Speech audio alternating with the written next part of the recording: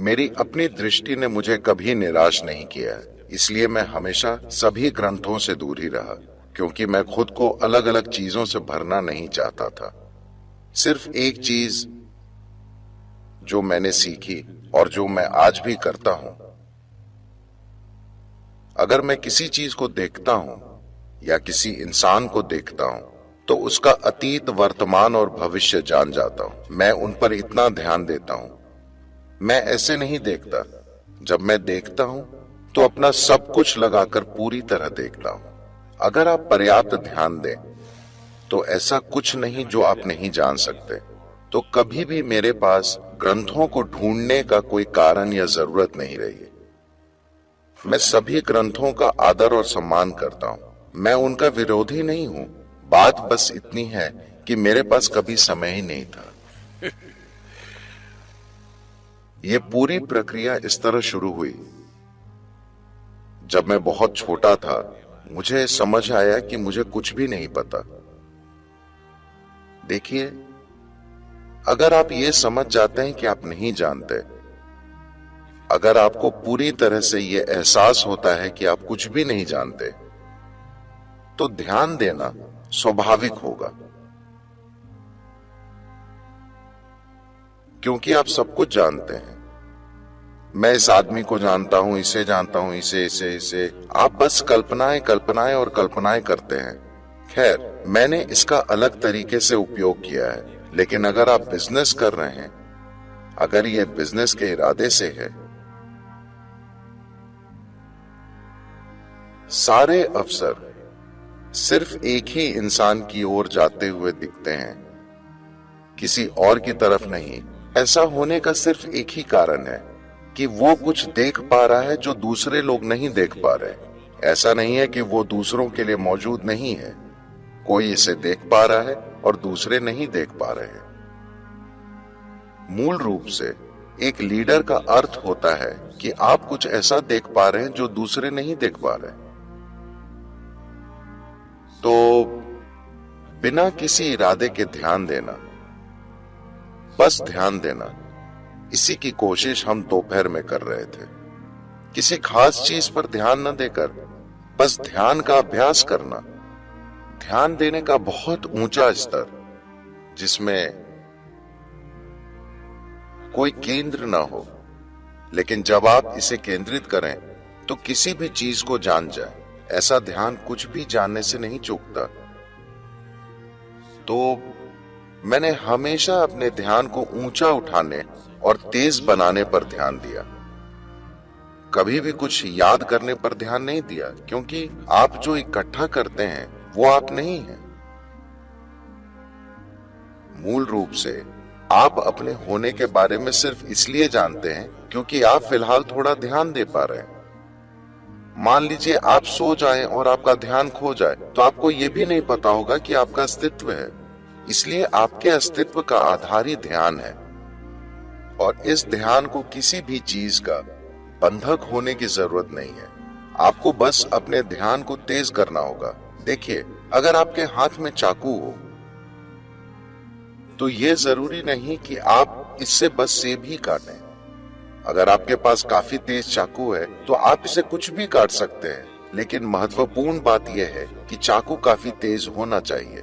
इसलिए अगर आपका ध्यान काफी तेज है, किसी खास चीज पर नहीं, अगर आपका ध्यान ही बहुत तेज हो चुका है और अगर आप कोई खास काम करना चाहें तो आप उसमें सफलता पा सकते हैं। मुझे लगता है कि मुझे एक समय के अपने कारोबारों के बारे में कुछ बताना चाहिए। जब मैं 8 साल का था तब मेरे कारोबार शुरू हुए थे।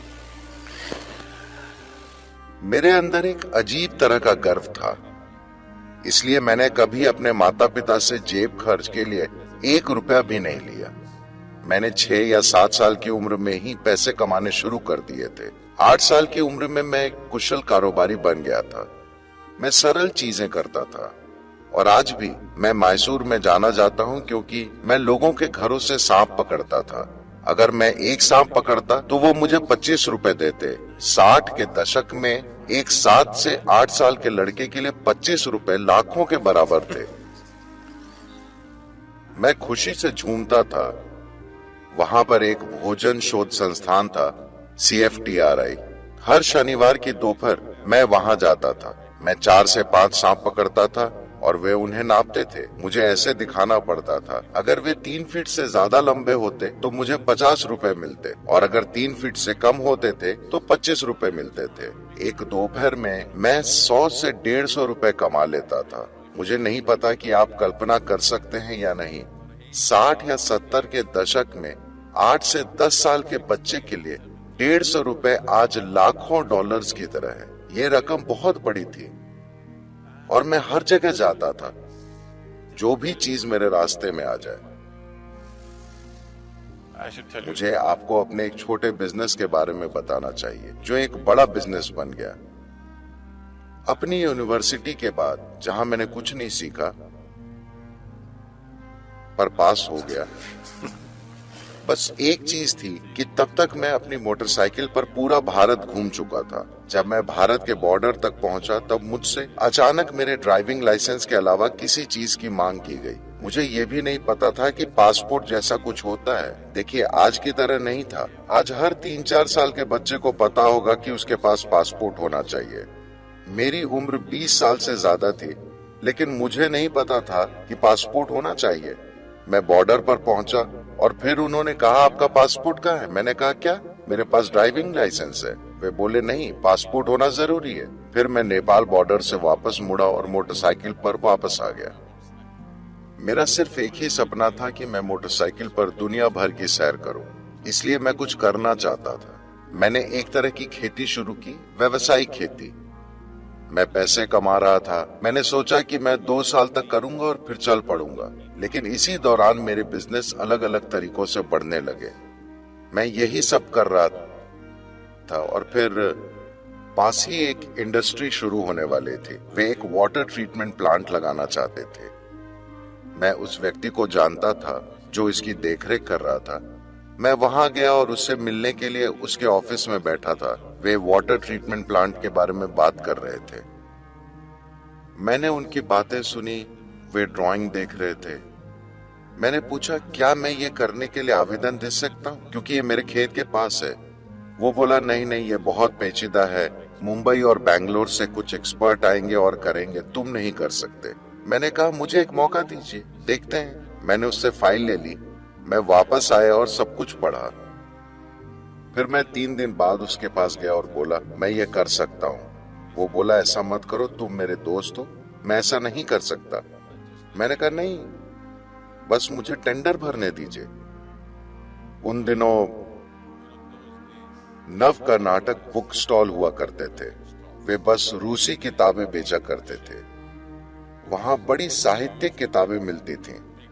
वहां लेव टॉल्स्टॉय की वॉर एंड पीस 2 रुपए में और इंजीनियरिंग किताबें 1 या 2 रुपए में मिलती थी, सभी जिल्द बंद किताबें। मैंने वाटर ट्रीटमेंट प्लांट के बारे में 10 किताबें खरीदी, अपने खेत में बैठा और दिन रात उनको पढ़ता रहा। मैंने खुद एक नई डिजाइन तैयार की। मैं वहां गया और 1,76,000 का टेंडर भरा। याद रखिए, ये 70 के दशक में हुआ था। सबसे नजदीकी टेंडर 32 लाख का था। सबसे ऊंचा टेंडर 60 लाख से भी ज्यादा था। उसने ये देखा और बोला, तुम मजाकिया आदमी हो, तुम ये नहीं करोगे। मैंने कहा, नहीं, मैं ये कर सकता हूँ। वो बोला, तुम ये कर ही नहीं सकते। ये देखो, सबसे नजदीकी टेंडर 32 लाख का है और तुम बोल रहे हो 1,76,000। तुम ये कैसे करोगे? मुझे 1 दिन का समय दो, मैंने कहा। मैं वापस गया और फिर से किताबें पढ़ी। मैंने कहा, मैं ये करूंगा। फिर वो बोला, 90 दिन में तुम्हें ये खत्म करना होगा और ये काम करना चाहिए। अगर ये काम नहीं करता तो अपनी लागत से तुम्हें इसे हटाना होगा और जगह साफ करके जाना होगा, और मैं तुम्हें 1 भी रुपया एडवांस नहीं दूंगा। मैं फिर से गया और किताबें पढ़ी। मैंने कहा, मैं ये कर सकता हूँ। मैंने ये काम 70 दिन से कुछ ज्यादा समय में पूरा कर दिया। ऐसा करने में मुझे 90,000 से कुछ ज्यादा रुपए खर्च करने पड़े। एक ही बार में मैंने 80,000 से ज्यादा रुपए कमा लिए। लोगों को लगा ये तो हिट हो गया। वहां से मेरी कंस्ट्रक्शन इंडस्ट्री शुरू हो गई। राजा रमन्ना वहां आरएमपी प्लांट के लिए आने वाले थे। वे एक हेलीकॉप्टर में सिर्फ साइट देखने के लिए आ रहे थे। वहां कोई भी नहीं था। मैं वहां गया और वहां एक इंजीनियर से मिला। वो अपना सिर फोड़ रहा था। अब मैं क्या करूं, मुझे ये साइट मार्क करनी है। मैंने कहा मेरे पास खूंटे हैं और सफेद कपड़ा है, मैं जाता हूं और आपके लिए साइट मार्क कर देता हूं। मैंने साइट मार्क की। 15 मिनट के काम के लिए उन्होंने मुझे 38,000 रुपए दिए। मैं अपनी मोटरसाइकिल पर गया और खुद ही खूंटे गाड़ दिए। इस तरह से मेरा बिजनेस शुरू हुआ और हम एक बड़ी कंस्ट्रक्शन कंपनी बन गए। हम बड़े बड़े काम कर रहे थे, लेकिन तभी मुझे आत्मज्ञान मिल गया, इसलिए मैंने वो काम छोड़ दिया।